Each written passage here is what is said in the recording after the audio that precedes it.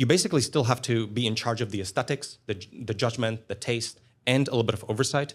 Maybe one of my favorite examples of like the weirdness of agents is for menu gen. You sign up with a Google account, but you purchase credits using a Stripe account, and both of them have email addresses. And my agent actually tried to basically, like when you purchase credits, it assigned it using the email address from Stripe to the Google email address. Like there wasn't a persistent user ID that for people.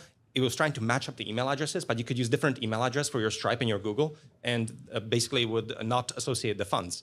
And so this is the kind of thing that these agents still will make mistakes about. Is like, why would you use email addresses to try to cross-correlate the funds? They can be arbitrary. You can use different emails, etc. Like this is such a weird thing to do. So I think people have to be in charge of this spec, this plan. And I actually don't even like the plan mode. I mean, obviously it's very useful, but I think there's something more general here where you have to work with your agent to design a spec that is very detailed. And maybe it's maybe basically the docs, and then get the agents to write them. And you're in charge of the oversight and the top level categories, but the agents are doing a lot of the under the hood.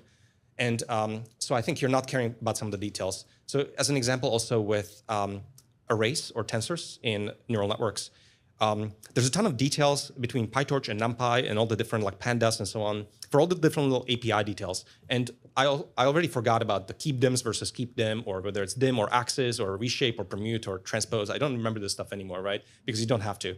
This is the kind of details that are handled by the intern because they have very good recall.